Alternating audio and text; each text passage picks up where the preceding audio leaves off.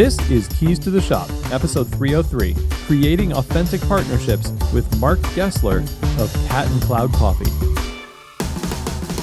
Well, hey everyone, and welcome to another episode of Keys to the Shop, where we give you insights, inspiration, and the tools you need to grow as a coffee service professional. I'm so glad you decided to join us today, and if you take the time to just hit subscribe wherever you happen to be listening to this show, that way you'll always be updated with new episodes and always be caught up with the content on Keys to the Shop. And if you like what you hear and you think other people could benefit from it, I would encourage you to share Keys to the Shop with a friend. Maybe they're not aware of the show. Maybe there's a specific episode that you really like, you think they should listen to. It would be so awesome if you would do that as well. Thank you so much.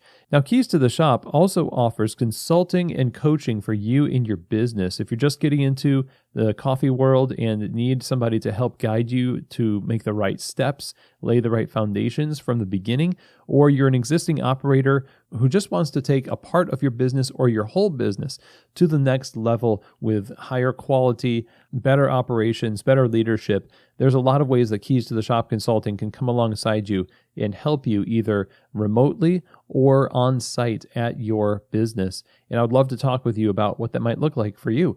So just give me an email. The email to use is chris@keystotheshop.com. We can set up a free discovery call where we'll just talk about the details of what you got going on and see if working with Keys to the Shop Consulting is right for you. Again, that email for Keys to the Shop Consulting, chris@keystotheshop.com. Today's episode is brought to you by the great folks over at Prima Coffee. Prima Coffee specializes not just in world-class commercial equipment that they curate from all over the globe, but their focus is on helping you get the right equipment for your business. And it's such a relief to have somebody like Prima Coffee in your corner, considering how important equipment is to the success of your business. You definitely want to get the right stuff for your context.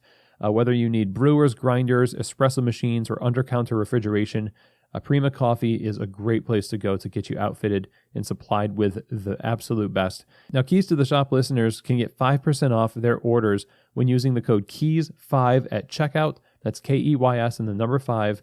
Just go to prima-coffee.com, peruse the website, see what they have to offer.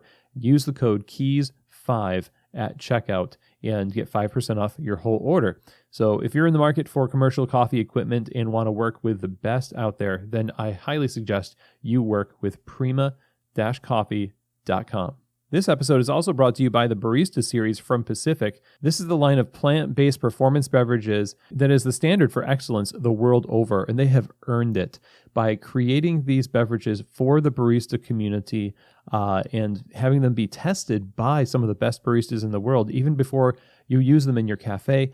This is what sets them apart, their dedication and support for the community. And their whole line of plant-based beverages are so excellent. They stand up to the heat from steaming, have awesome texture for latte art, and the balance in the cup is awesome. It keeps it focused on the coffee. Check them out over at pacificfoodservice.com and get it in your store today. I believe you're really going to be impressed. So again, if you want to serve world-class plant-based beverages in your cafe, then you need to use the Barista series from Pacific.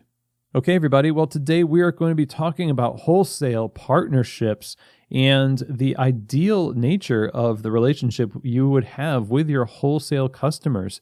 And for so many of us roaster retailers, the relationship you have with your wholesale clients is so integral to the success of your business and, of course, theirs.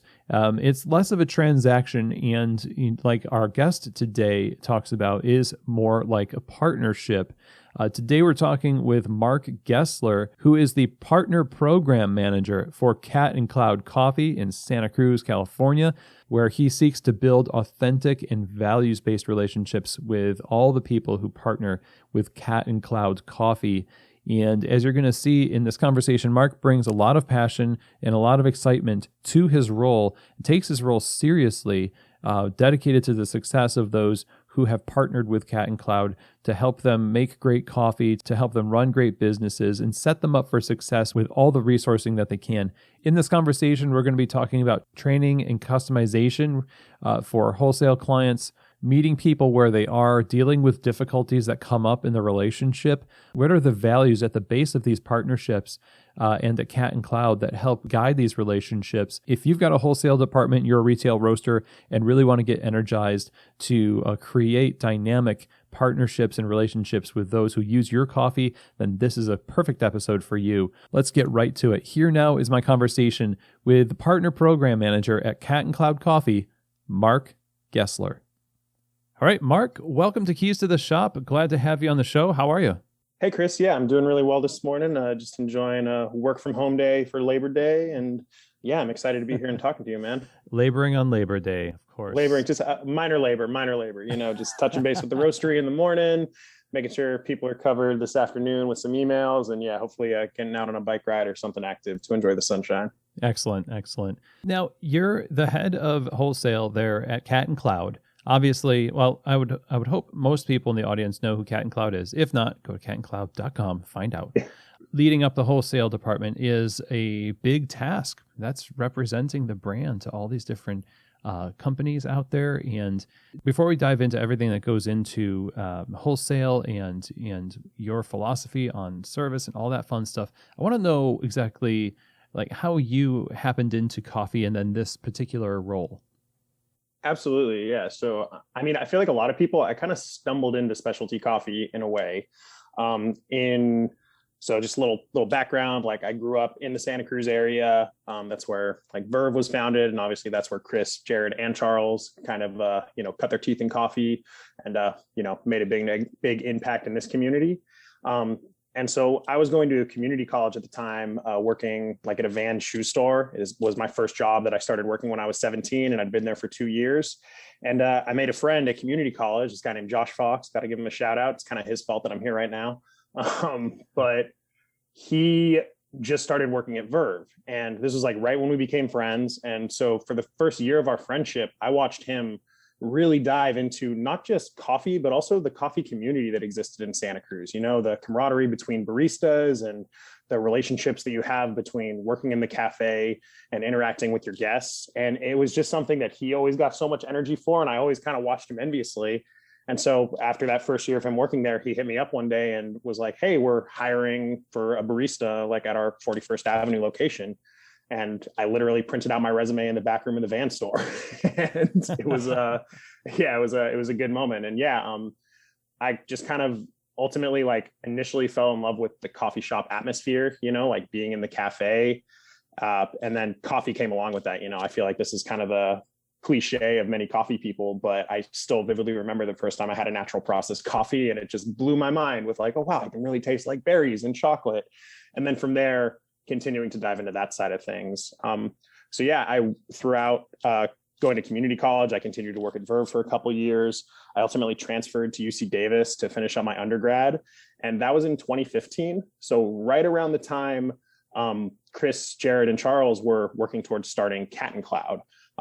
This is kind of a funny aside, but I remember it was probably one of my last couple weeks working at the Verve Seabright office.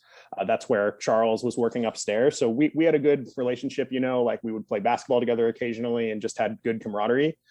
So one day he walked down into the cafe with a little ceramic cupping bowl of coffee beans and was just like, hey man, can you make me a cappuccino with this? And I was like, sure. So I like pulled an EK shot, had no idea what the coffee was. I smelled it. It smelled like natural process. That's all I knew.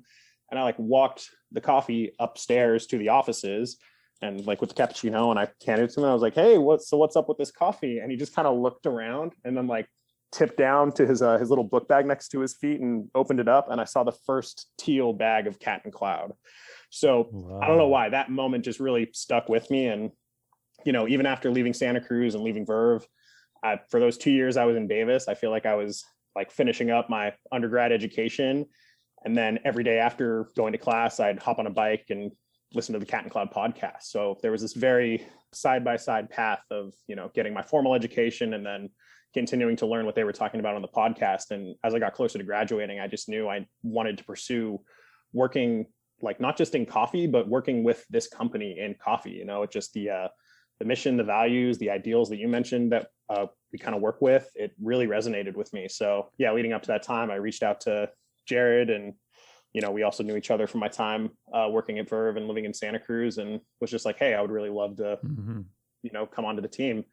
And, I think stepping into that, I was in a really privileged position, which is something I'm really trying to be aware of. But I got to step into this company and be like, hey, like, I'm glad to work in the cafe for, the immediate future, but I want to explore other aspects of this industry and this business. I really want to be a part of helping grow this company and in the town that I've spent most of my life. So it was really cool to have that conversation, which led to, opportunities in the roastery and ultimately connecting to wholesale and working with Alex, who, I got to give all the credit to for like founding our partner program essentially. And, it's been amazing working the past couple of years, operating it with him. And it's been exciting to step into the team leader role as well. So right. Yeah. hopefully that's Alex kind is of off a long making history. Donuts, right? Yeah, we got Papa's Donuts coming in hot, New Orleans. Check it out. I'm incredibly excited for him. It's genuinely never felt like more right for someone to step away and do their own thing. He's going to be closer to his family. His wife, Abra, his family is also on the East Coast. And I know they're thinking about, their future. So I'm really excited to see what he does, but also just for him to be, in his home community where he's touched base. That's something I really appreciate a lot, coming back to Santa Cruz after leaving for a bit. And yeah, I'm excited for him. I'm going to miss him though. I'm getting a little choked up. It's been the only hard part about him leaving is just losing a friend, Oh, bummer. Yeah. But man, great news for him and his family. And what is that? Instagram is at Papa's Donuts. Yeah. At Papa's Donuts. Yep. Catch him out there. It's PAW S Donuts. Yeah. I imagine there's a learning curve to doing this. You've been a barista up to this point, and then you decided to explore another role, which is nice to say. But then when you get into it, there's different implications for your comfort level. That like I said, the learning curve. So how did your own learning path go when it comes to sales and working with wholesale when you first started with Alex? Yeah, absolutely. I mean, it's honestly felt all very holistic, like all of the experiences that I've had have kind of led up to being able to do this well. I think it's really weird. I don't really think about myself in the context of a sales position, even though, I'm the head of a wholesale department. But I think that's just a reflection of, again, working with a product that you're really passionate about and believe in, and stands by the best in the industry, as well as working with a company whose mission and values you align with. So, I mean, when I look back at my history, I look at, my first job, for example, is a great reflection of that. I worked at a Vans shoe store. I was like a 17-year-old wannabe skater. I wasn't actually good at skateboarding. I had a lot of ankle injuries, but I really loved the shoes. I've been wearing them my whole life. So even though I was like a sales associate in a corporate retail spot, I loved going to work because I got to recommend people the shoes that I liked wearing, and try to put together like a fit for them. It's also like a side interest. It's just like clothing design and that kind of aesthetic thing. So yeah, I mean, just being able to find those authentic reflections of what you're interested in your job is huge. I also need to give a huge amount of credit to just working in a cafe every day, working on register mostly, not even being a barista, but just talking to endless people and having those little moment to moment interactions where like not only you're giving them a good experience, but in a way you're building your own confidence. You're just having these connection points with so many people. Finally, I think especially with the sales position and like working with other people and managing a team, I have to give credit to my like formal education. Getting a degree from UC Davis was hugely impactful for that. I have a degree in environmental sciences. It's a bachelor's of science with a focus on policy. So essentially what it came down to was distilling these really complex scientific environmental processes into like writing and verbal speak that you can communicate in a legislator way, or through a politician. Weirdly, like all those things kind of added up to being, good at connecting with people, but also just good at speaking authentically to what I believe in. I think it's the key to being authentic in any sales position is just being able to like really believe in what you're talking about, like it doesn't feel like, I don't know. We have a skeptic on our team who I'm a big fan of. He's our new marketing guy, Michael Weiser. He likes to call things as you see it. And he's like, oh, so you blow smoke a lot with your job. And I'm just like, I mean, you could label it that way, but I don't feel like I'm doing that in any sense. I genuinely just feel like I'm passionate about coffee and using it as a catalyst to connect with people, and deliver our mission as a company, which is to inspire connection by creating memorable experiences. What is the difference between the two? So you have the skeptic, right? Everyone needs one of those in their life, I think. But you've got to kind of juxtapose these two things for us. Like there's the typical view of what sales is and wholesale and training people to pursue just closing the sales and wholesale and coffee shops aren't necessarily like selling door-to-door encyclopedias or whatever. It's not exactly the same thing. But I think a lot of people learn their sales tactics from the sales industry, and it doesn't really land with people that much. And what you're describing, this authentic way of pursuing it, sounds a lot better. But how do you kind of sum that up where you say, well, I don't want to do these things. Here's what I'm going to replace it with. And, just for you, how do you stay away from one and pursue the other and then teach others to do it? Yeah, absolutely. I mean, again, I think that's just where it comes about, like being intentional about how you hire people, So if you're hiring people from the get-go, whether it's to work in your cafe, in the roastery, in the wholesale side, you're using your mission, your values as barometers, as well as keeping in mind someone's working experience. So in a way, sales has such a convoluted history of kind of feeling, I don't want to say skeezy, but feeling like you're trying to like get someone to do something. But that's one of the great things about specifically the specialty coffee component of the business is like people are excited about the product. It's like I never have to sell our coffee. It's like coffee is the last thing that I'm selling because I know it's good. I can send samples and it speaks for itself. I can give you all the tools you need to brew it really well, to get the most out of it. And in a way, it kind of sells itself. So I don't know. I've always struggled with being labeled as a salesperson. So maybe that's why I'm having a hard time answering this question. But sure. It's just, it's hard to create that connection point because you're totally right. Like I am in that position. But again, I think it's just the kind of authenticity that you approach it with, So people come to you, and I imagine that's true for anyone who's putting out a great product like this. You get a lot of inbound leads where people are like, well, we're starting a coffee shop. We're really interested in your coffee. We listen to Chris Baca's YouTube videos, and we listen to the podcast, and we love we just love your brand. And so now maybe you didn't have to sell them on the coffee, but past that, I imagine there's just some classic challenges that come with, managing a partner relationship is basically, the same industry to industry. It's about, maintaining that customer and just making sure you're taking care of them. What are you experiencing on your end when you get these people in that has maybe been challenging, but is more just what makes up the bulk of your job leading up the partner program? Absolutely. Yeah. I mean, it's definitely fielding leads, just like you said, people are reaching out. I think that's one thing we're very fortunate about, but is having the breadth of the podcast and the YouTube content and all those things that kind of funnel people to us. But then it's just backing the experience that we talk about, it's like, especially when people are approaching you from the podcast, they kind of have, I wouldn't say an expectation, but they're kind of ready for the experience that we offer. So it's like, we're going to be able to do anything that any other coffee wholesaler can do. We can set you up with equipment. We can offer you training. So to me, it's more about that relationship that you build with these people and figuring out not just how we can, dial in the transactional nature of us selling you coffee or equipment or whatever those are, but figuring out what they're really looking for from their ideal roasting partner, and it's a two-way street. It's making sure we're the right fit for them, and it's making sure they're the right fit for us. So in a lot of ways, it's more about just having that clear communication of like, hey, what are the challenges with your business and what can we potentially do to assist with that, and that's where having the depth and the bench of the ownership team, right? Like we have Chris and Jared, who are seasoned coffee professionals, lots of barista experience, but also tons of leadership and company culture experience. We have Charles that brings to the field like huge amounts of financial expertise, green coffee experience.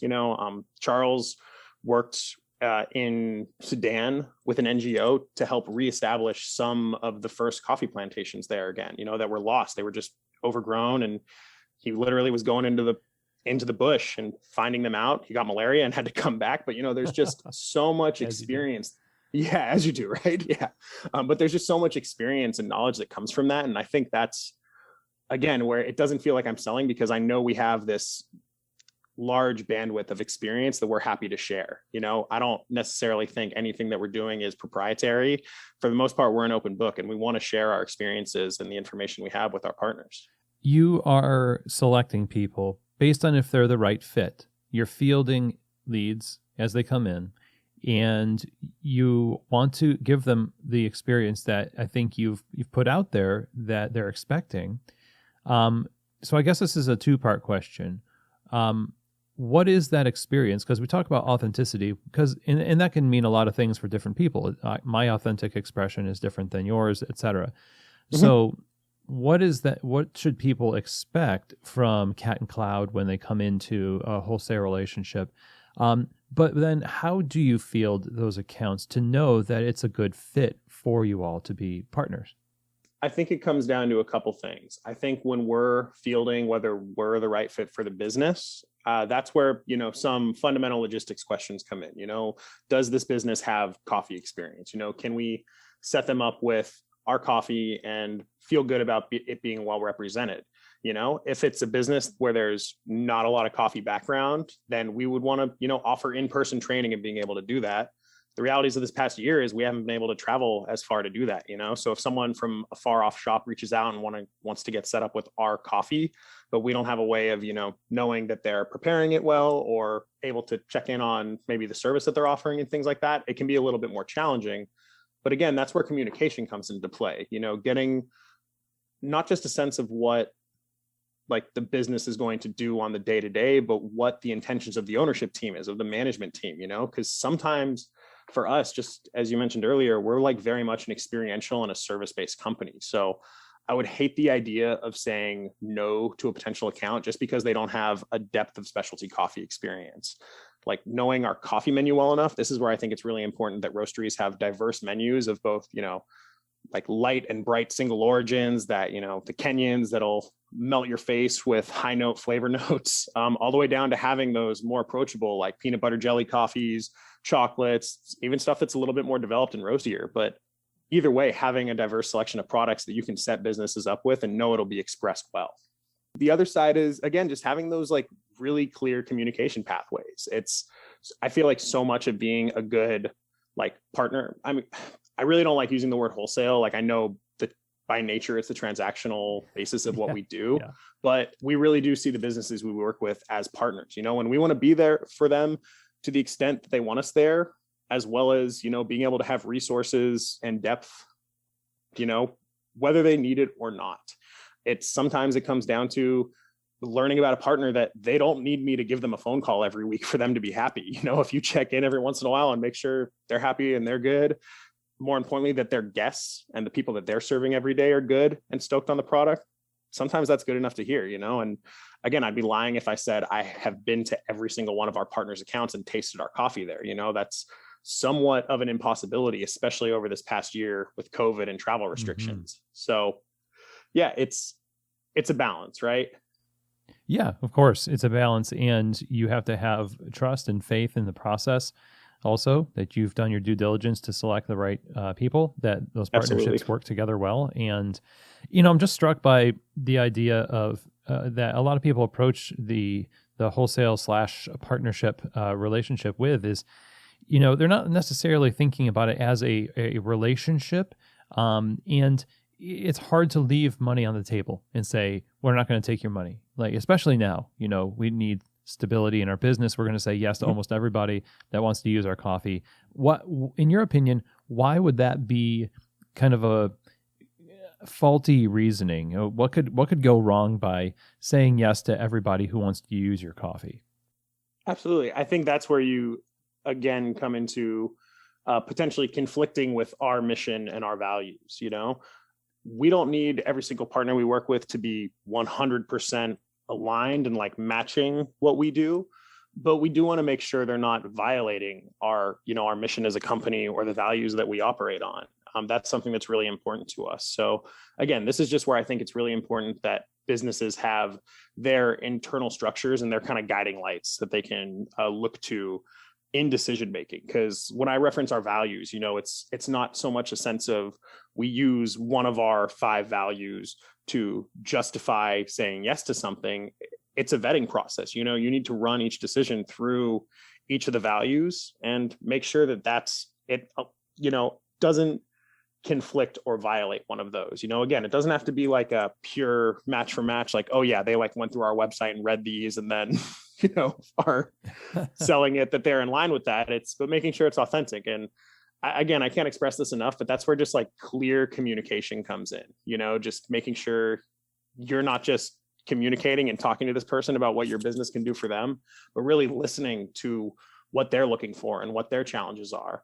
Like an example of this would be, in the past 6 months, we said no to a business that was quite far from us in a more rural area. It would have been very challenging for us to, when they wanted to use our coffee for the full scale of a bakery, which potentially on paper, that's great. That's like a standalone business that's in a small community where they're the only coffee shop. But we knew we wouldn't be able to give them the tools to represent it the best. We knew we wouldn't be able to be as connected with them given their distance from us. And it felt really good in that chance to recommend them to another young roasting company. It was actually a company that we used to supply coffee to and started their own roastery. So again, that's one thing that I love about the coffee industry is like, that didn't feel like competition. It felt like a cool point of connection of ideally setting up this business with someone who will do better by them because they're closer. They're able to be there as they launch this full new coffee program with little specialty coffee experience. So, well, I like that approach to it. And it is, sometimes, like you said, it's going to be hard. And I'm sure there's been painful moments where it's just like, oh, I really wish this would work, but it can't.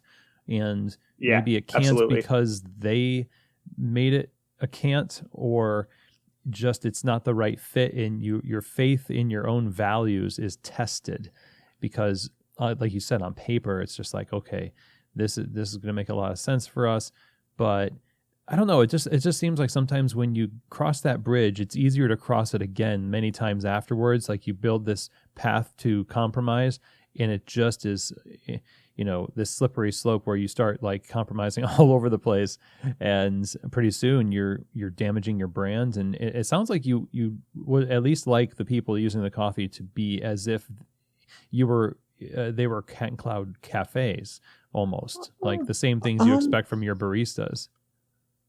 That's an interesting point. I don't entirely disagree with you, but I think it's slightly different than that. You're on the right track, but to me, what's most important with finding the partners that we work with is that they're intentional about what they offer. For some businesses, that is going to be offering the best potential coffee experience that they can, solely focused on specialty coffee. But that's not the reality of most businesses, and it doesn't align with our values and what we're doing. If there's a company that is new to coffee and they just want to serve their community, they've lived in that community for a while, they see a gap in it, and they want to be able to offer that experience, and we can give them the tools to do that, even if it takes a little bit more work. I know that their coffee, it may taste as good as it does in our cafes, and it may not. But the more important thing is that they want to offer that experience to their community of guests and the people that are going to come in and support their shop.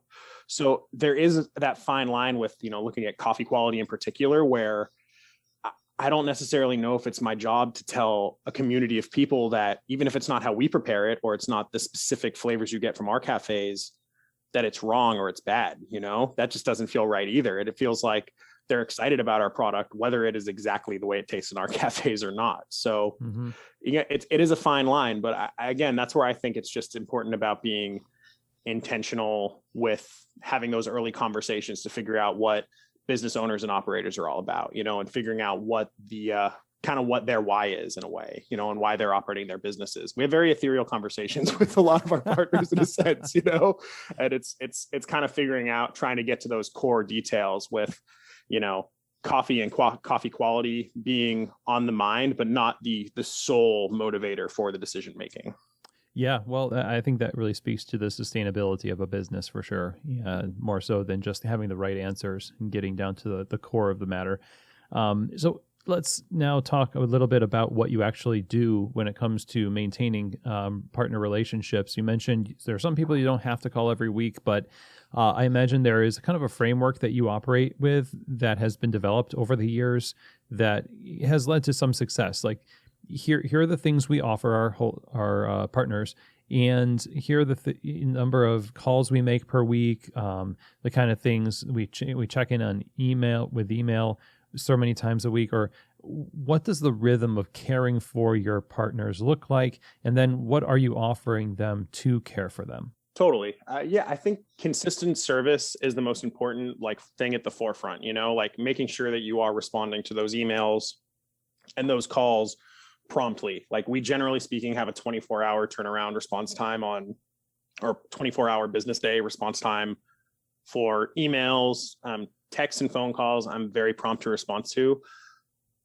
Structure wise, again, this is where it's just having the information, using a CRM. Thankfully, there's a lot of really useful tools to kind of give us reminders. But part of it is I'm also just really plugged into the businesses that we work with, and I'm excited to check in with them. So there is structure to it, but there is also the free form of I know we just sent out a bunch of new samples, and I know these partners are incredibly excited when we drop new samples. So I'm going to check in with them, have a conversation, but then I know that this partner was asking about how to dial in the answer on batch brew, and they asked about it a week ago. I sent them the tools, and now I'm going to follow back up with them. So it's the balance of, staying organized, using the tools that you have, notes in a notebook, CRM, reminders on a calendar. But then also, again, I think that's where I don't know. I feel really lucky where I'm excited to be checking in on these things. I want to have those conversations. Day-to-day wise, it's just very, checking emails, checking in on phone calls. Additionally to that, I think it's important to have resources that are not perpetually developing, but in a sense, staying fresh, So I would say one of the bigger challenges of the pandemic was figuring out how to offer training digitally, where historically that's something where we can fly to most places, deliver it in person. But now it was a question of, okay, how do we digitally deliver this? And, again, thankfully there was an archive of podcasts that go over many of these topics. Chris's YouTube channel has a wealth of barista experience. Chris and Jared also designed the training that we do in our cafes here. So it was taking that and amending it in a way where you can send this PowerPoint with this information to people. You can hop on a Zoom call with them, have them go through it, talk them through it, and be able to still continue to learn even though we're not there in person. So, it's just constantly checking in and constantly being adaptable and adjustable with the resources you have coming out, I would say. But again, there's a cap on that. It's not like our barista training and how we do it isn't changing every 6 months to a year. So a lot of it's just fine tuning and finding the best way of delivering that information in a way that is impactful and actually resonates with these businesses. Do you have different training modules for your partner program than you do for the cafes? I mean, how is it updated? Just when there's an update, does it go across all channels and all expressions, including the partnership, or is there kind of a different approach to each? I would say now we're more aligned than ever with how we present our training content in our cafes. That's actually something that during the pandemic, wholesale was a little slower, and I was really lucky to be able to jump back into our cafes and help offer educational support for new baristas, doing after hours trainings. And it was the very same training that I'm offering to our partners. So that's something that I think we feel really good about, is knowing that we've found great ways of distilling down the complexities of, learning how to pull an espresso, what under extracted and over extracted is, as terrible as that nomenclature is, and how terrible it makes it to describe it. But yeah, it's just being on the same page with that, and again, making sure that your language and the way you're commuting things are aligned. So your partners know that they're getting the same training that we're trying to offer to our baristas and our staff as they kind of grow into it. And and then also keeping in mind how to keep advancing that. In the past we had not just barista training modules, but service training modules. And that's something that I want to revamp in this next year, because it seems so simple to have your 5 steps of service when you're serving someone, but it can be really beneficial when you're a new business and you don't have any of that stuff written down. So if we have something that we can share that's helpful, we will. There isn't necessarily a hard line divide between our retail coffee education content and service education content and what we would share with our partners. You customize it for the individual company based on what they need. You talked about having more approachable coffees for maybe a coffee shop that's not going to be as just deep into the science of it as maybe another coffee shop. So I imagine you wouldn't share as much of that, esoteric stuff as you would with another client. I mean, do you approach it that way, and or do you just give everybody everything and let them sort it out?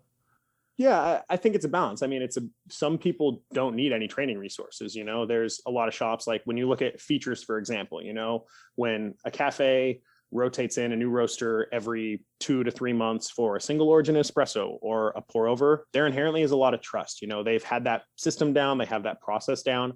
I trust them to be able to brew the coffees and offer it in an intentional way to their guests, and that's where maybe it's naiveness, but it's believing in these businesses wanting to offer particular experiences, which I don't actually think it's naive. I think they want to do that. Most people who are into coffee and have a rotating program like that are impassioned about it and want it to be represented well. But for everyone else, that's where we have our training material, but then that's also where having that relationship, and I'm always down to hop on a phone call and nerd out about the newest single origin espresso or how to get the most out of our after party dark roast on espresso. Okay. It's like, to me, it's still, that's one of those things where I think when you work in a partner program or a wholesale program, you're doing yourself a disservice if you're not plugged into your full menu and how those coffees behave. And, even to the extent of okay, I know this shop hasn't historically used scales. I can train them to use scales, but I don't know if they'll keep doing that. So how can I give them the tools to make sure this coffee tastes really well, even if they stop weighing, And that's something that when you know your menu and your blends and you've tasted them a lot, I really believe I can do a good job of delivering that, or we can do a good job of delivering that. That makes sense. And with the companies that you trust to do that, who might be a little bit more in tune with, the industry or have a lot of experience themselves, when you start out that relationship, I guess, do you present it to them as, if you ever have any questions about these things, just let us know and we automatically trust you because of your pedigree and your experience? Or, I mean, how do you go about finding out who to trust with all of that stuff in the training, where you're not giving them all that stuff and just saying, well, they're going to do it well, versus the others where you're like, you know what, we really do need to help train these folks? Yeah, I think it's a conversation. It's asking them about how their coffee program operates, maybe who they've served in the past. Maybe they're a new company and they're figuring it out as they go. But again, it's letting them know from the get-go, hey, this is all the material that we have, and this is what we also have the skill set to talk about on the fly, and dial in with you as you're going through it. Like I'd say the biggest one with that is dialing in drip coffee, because not everyone has a refractometer, and all the brewers are slightly programmed differently, whether it's a Fetco or a Curtis or, a big bun brewer. They all have their different things, but either way, we're putting water through coffee, and we're grinding it.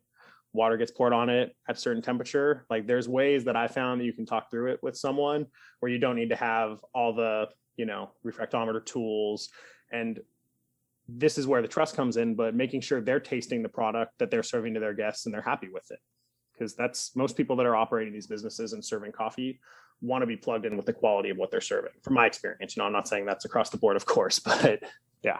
In my work with roasters in the past, I know there's been cases where you've started a relationship with somebody and it somehow turns wrong.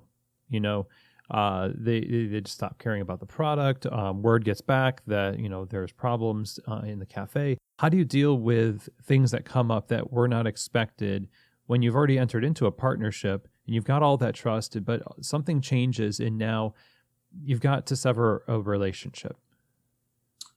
Yeah, that's a frank conversation, straight up. It's hard. I'd be lying if we said we haven't had that happen, but that's where relying on the structure that your company has established, hey, this violates these values that we have, and we do not feel good about our product being represented in this business any longer, and it's a really hard conversation, but it is necessary, because it's not just about protecting our brand, but it's making sure that we're working with businesses that we trust and rely on and are offering good experiences. And yeah, it's a hard conversation, but it's one that is occasionally necessary. Thankfully, not too often though. Yeah. I feel like we've been fortunate to keep that spectrum of conversation limited. Good. How often is that an occasion in, not that, again, it hasn't happened a lot, which is great. And maybe this is just a general sense of things. I'm asking kind of your perspective on, but if it comes down to quality of the coffee versus something else related to the values, maybe it's how baristas are treated, or what owners are doing that represent the brand and ergo they represent you, that type of thing. What's it most likely to be? Is it like, hey, we don't like the taste of the coffee and so goodbye? Or is it the other thing? I always see coffee quality as something that we can offer insight into. And most of the time businesses are really open to, I have walked into a shop that was serving our coffee. This was very early in my time, and they were pulling 12-second shots of the answer. Woo-hoo. Now, when we ordered a shot and I got the shot and I tasted it, I knew something was off. I knew it was, very under extracted, but I was also blown away by how not terrible it was, like just genuinely, like by how much worse it could have been. On the other hand, mistreating employees, mistreating guests, that's something that is very, very challenging from us, and we don't necessarily know if we can remedy that. The coffee quality, I can give them the tools like, hey, grind it a little finer, get that shot time to 30 seconds. You'll be good. Keep using the same dose. It'll just get better. But I always reference when I'm doing new barista trainings, or just in general with staff and thinking about hiring, but you can teach anyone to make good coffee. I really believe that. You can't always teach everyone to be nice to people or to offer good service. There is an intrinsic part of that can be a learned skill, but oftentimes, not great things will rise to the surface if it's a bad hire, for example. So again, that's just for something that we always keep in mind. I've worked in a few cafes in my days, and I think there's always going to be some people that have a chip on their shoulder, and that's okay. That's not like the type of thing where if they have got a little bit of attitude with a guest, I wouldn't say that's something that would stop us from working with them. But if it's like a company-wide cultural issue, that's very problematic, and that's not something that we can offer insight into remedying. That's a bigger issue. But again, thankfully I don't think we've had a situation like that where, to our knowledge, that was going on. And of course that's always the asterisk on it. It's, again, we're shipping coffee around this country, everywhere between the West Coast all the way to the farthest reaches of the East Coast. So we can't be there every day. We're not sitting in those businesses watching every guest and employee interaction happen. So okay, again, that's where the trust comes in a lot of ways. Now, how are you tracking where you are in all these relationships when it comes to, your approach? When I imagine the CRM software comes in handy here, you're making notes in that about, where they are in the process of, they just went through a staff turnover and, they're back to basics when it comes to, training support or things like that. So you're entering into all these different contexts on a regular basis, and you've got to know what's going on and tailor your approach to it. I mean, how do you keep yourself organized in that way? Is it just that CRM? Yeah, mostly through the CRM. I'm a big fan of writing things down. My calendar has events on it that I'm going to do, trainings and things like that. But my daily to-do list is a rolling list on a piece of paper. And, I've tried a lot of different avenues. I've tried the list of, to-dos in our company platform that we use to stay connected.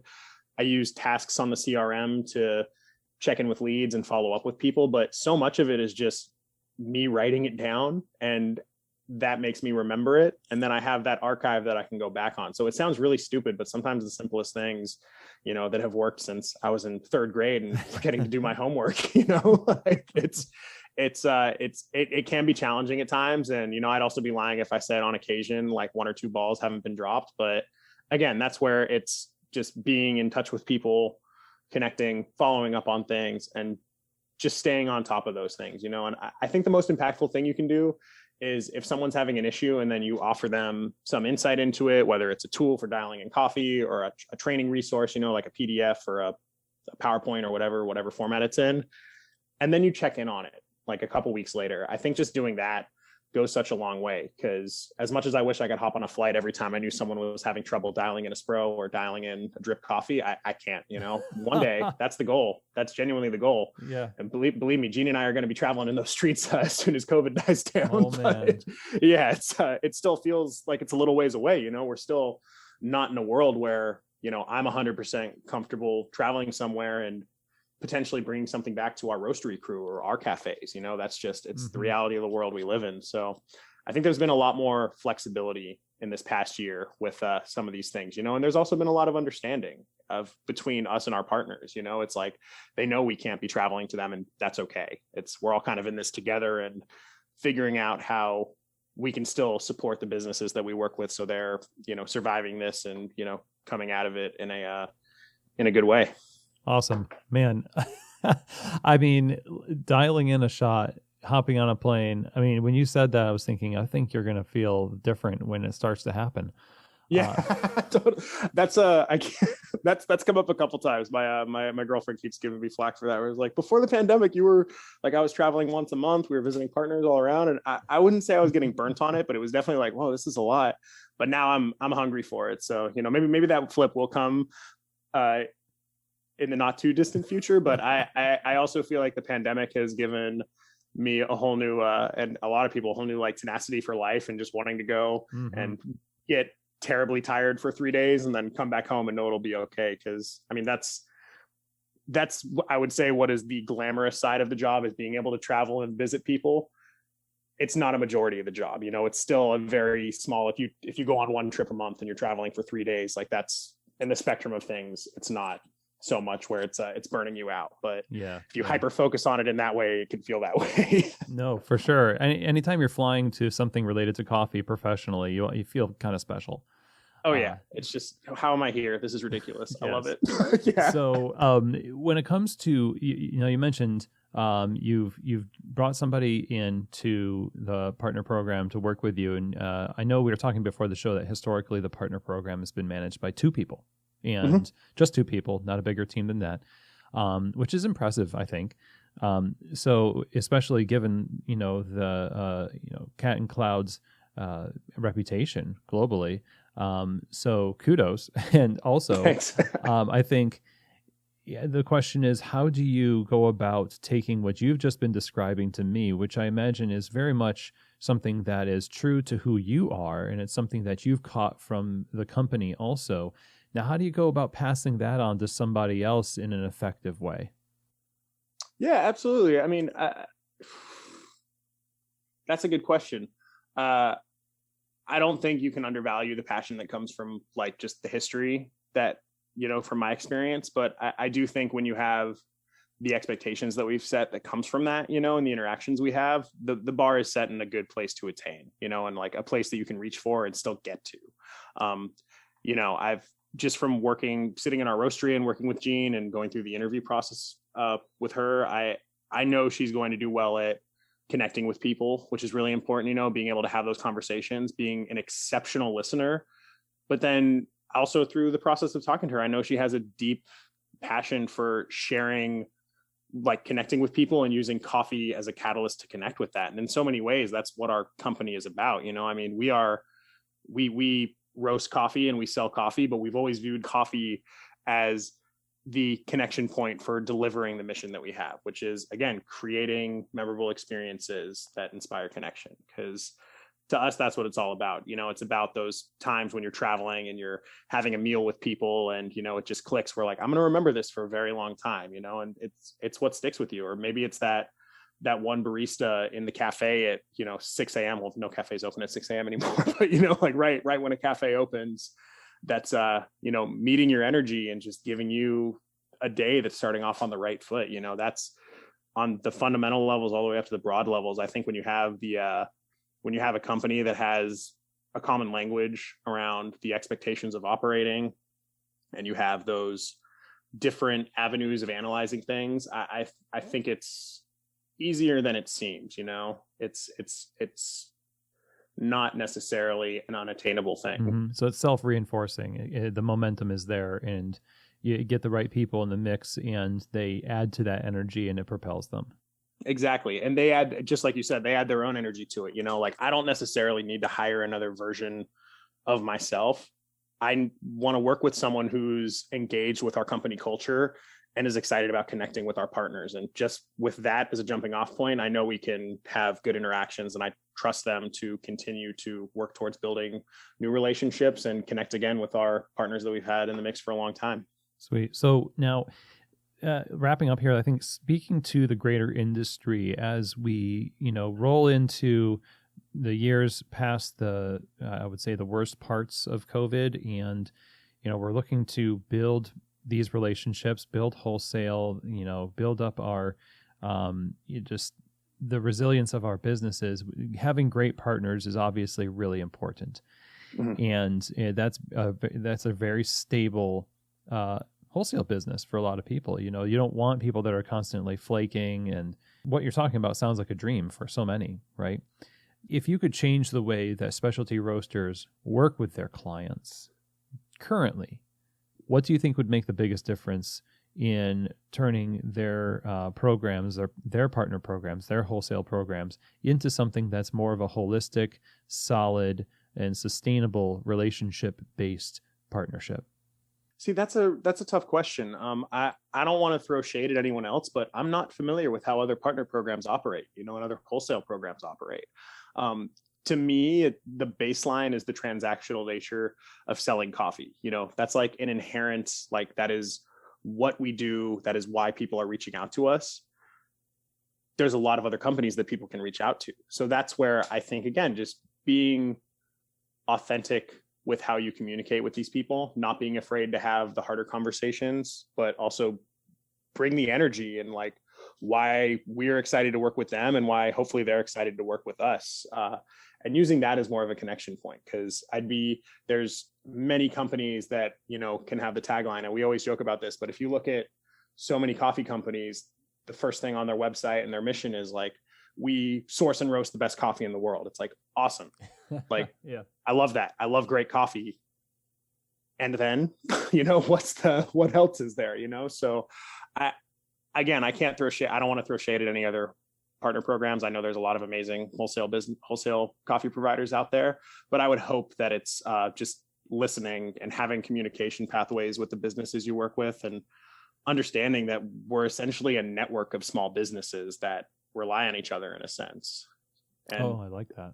Hopefully using that as the rising tide of raising all ships, whether that's the price of coffee increasing and making sure producers are getting paid more, or whether it's, being able to offer people that want to work in the coffee industry opportunities. I think that's a wonderful way to look at it, as a network of small businesses that are supporting each other, and it is a relational thing. And, that's what I love about coffee. The coffee industry is at a certain point. Yeah, there is, like you said, there is that transactional part of it, but deep down, we just can't help but being relational, and that hospitality, part of why we're here, as well as the coffee, just shines through. And so much of what you've been talking about this whole conversation really highlights that. And I think people listening to this have, been inspired. I hope they've been inspired to, look at their own partner programs and see how that can be something they can put into practice. So how can we stay in touch with you, reach out, and learn more? Absolutely. Yeah. You can definitely check out Cat and Cloud on Instagram, YouTube, all that. We're doing our podcast on YouTube. If you want to connect with me, my email is just Marc with a C, put it out there in the world. If you email me and it's spelled with a C for the first time, it makes me really, really happy. You can also find me on Instagram. I need a better Instagram handle, but right now it's Marcy Marc, Marcy, MarcGess. Catch me out there. It's a lot of sneakers and nature and coffee, and I would love to connect with you all there. But yeah, don't hesitate to reach out. I love talking coffee and connecting with people in the US, around the world, and discussing things. So yeah, listen to the Cat and Cloud podcast as well. Indeed. Yes. Subscribe. Yeah. Subscribe. Yeah.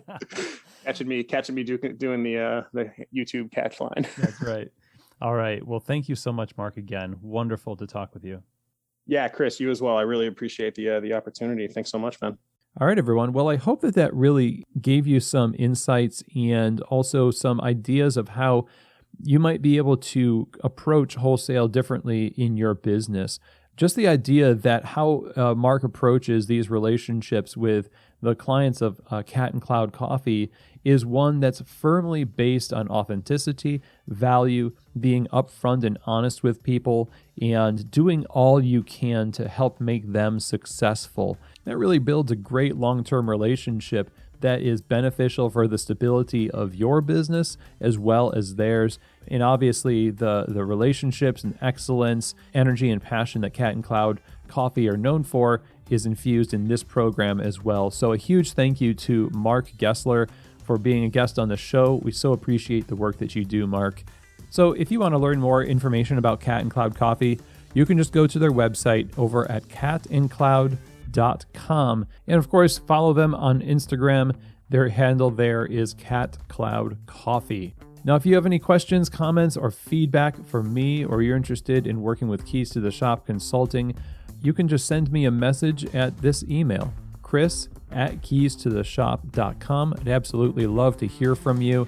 And I have to mention to you, coming up shortly in November is an event where relationships definitely take center stage, and equipping you for success is the name of the game. And that, of course, is Coffee Fest. Coffee Fest trade shows for over 25 years have been just knocking it out of the park in terms of creating relevant content that helps supply the retail specialty professionals such as yourself with the tools they need to be successful. I've been involved since 2004, and I just keep seeing it get better and better. This year is better than ever with the seminars, workshops, trainings, competitions, the awesome show floor and community. So go to coffeefest.com to learn more information about the upcoming show in November in Portland, Oregon. I will be there, and I hope you'd say hi and introduce yourself. I'd love to meet you if you're there in November for Coffee Fest. Again, find out more information over at coffeefest.com. And with that is the end of our show today, everyone. Thank you so much for taking the time to join me. Don't forget to subscribe to the show, share these episodes, or just Keys to the Shop in general with a friend. And as always, I truly hope that this episode has given you keys to the shop.